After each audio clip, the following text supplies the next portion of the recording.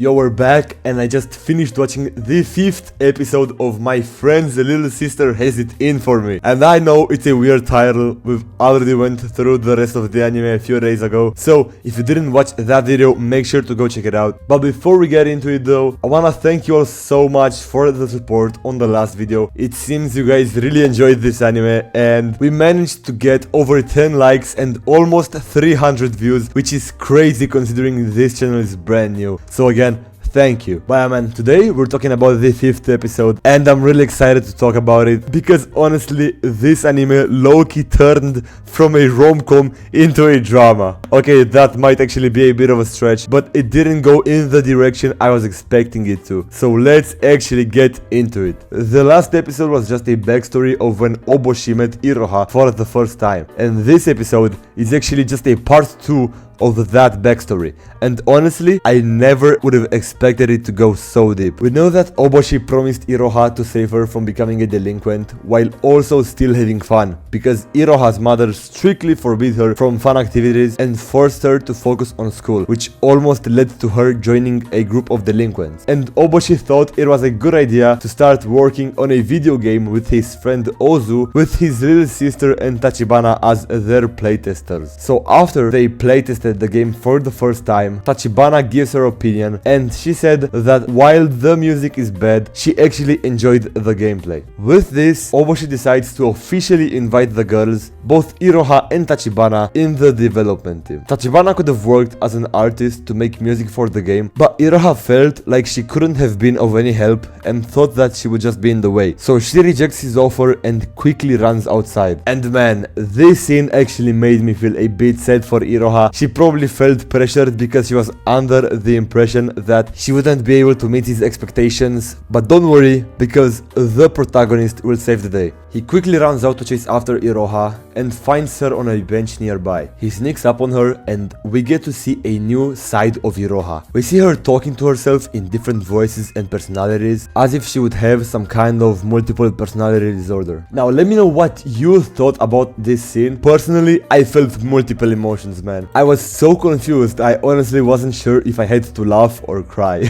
But anyways, the different personalities and voices she was making weren't just random ones. They were so good and unique. At first, Oboshi actually thought there were multiple people there. At first, he was a bit freaked out, but after he saw her potential, he was more impressed than anything. After Iroha realized he was watching and listening the entire time, she got so embarrassed, she literally hid behind the bench, and honestly, as she should, bro. If someone would ever catch me doing this, I would never recover from it, man. I would probably move couches, not even gonna lie. One thing I noticed about this anime is it has really good awkward scenes. I'm not sure how to call them, but I'm talking about those ones where there's a funny awkward pause that lasts a few seconds. I'm talking about scenes like the ones where Oboshi entered Mashiro's bathroom stall, and also when he was caught eavesdropping on Iroha when she opened the door. I mean, these scenes are honestly pure gold, and I'm genuinely laughing at them, so whenever I see them, I can't help but giggle, man. And this was another one of those scenes. He tries to calm her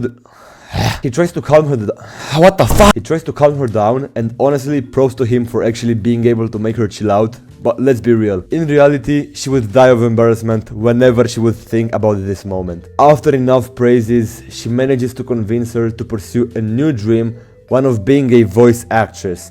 And turns out she's actually a natural. They would practice voice acting and other stuff at Oboshi's place each time, because she couldn't afford being caught having fun by her mother. And that includes having stuff like headphones and even books that are not related to school in her room. And man, honestly, putting the anime aside for a second here, if you ever find yourself in Iroha's place, you gotta stand up for yourself a little bit, you know. It's completely normal to listen to your parents, and by all means you should do it, but not being allowed to have fun is just not normal, man. I hope no one is going through something like this, genuinely, and I'm blessed to have such an understanding and supportive mother that's always allowed me to do the things I enjoy. So if God forbid you're in a situation like this, have a calm and long conversation with your parents, because although it might be uncomfortable, you deserve what's best for you. I wish you all the best. Okay, now that we took a short break, let's actually get back to where we left off. So after the new school year started, Otoi reveals she asked her grandparents to give her a part of the inheritance super early, just to support Iroha's dream and build a studio for recording music and vocals. This is something that Oboshi and the rest should be grateful for the rest of their lives, because Otoi did this willingly, and it's rare to have such friends. If you have such supportive friends in your life, make sure to keep them close, man, because they are like family. Otoi asked Oboshi where he would get other voice actors, but she quickly got humbled after she heard how many voices Iroha is able to do alone. She was left speechless. In the end, Oboshi gives Iroha a pair of headphones and a spare key to his apartment, because he knows she can't listen to music in her room, so she can go to his place to enjoy music or other fun stuff anytime. She also talks a bit about her brother and how he became a happier person when he finally found a friend that shows interest in the things he liked. This was the last bit of backstory, and then we jumped back to the present,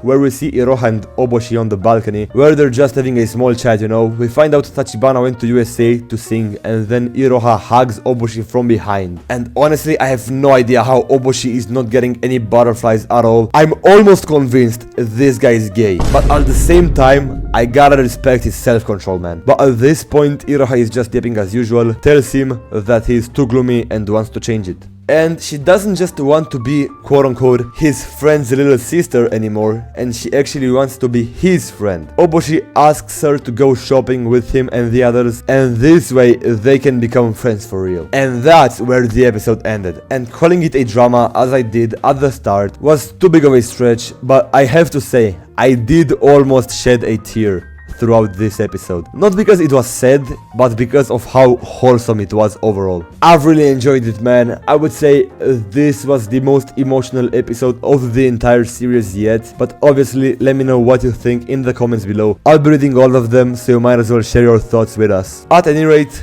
I'm excited to see how this story will turn out. Will Oboshi end up with a girl? Will he remain single? Or maybe, will he actually come out of the closet? Nah, I'm just joking. I like this episode a lot. So yeah, I'll be going now. But I hope you enjoyed this video. Thank you for staying with me so far, and I wanna wish you all a good rest of the day or night, and goodbye now.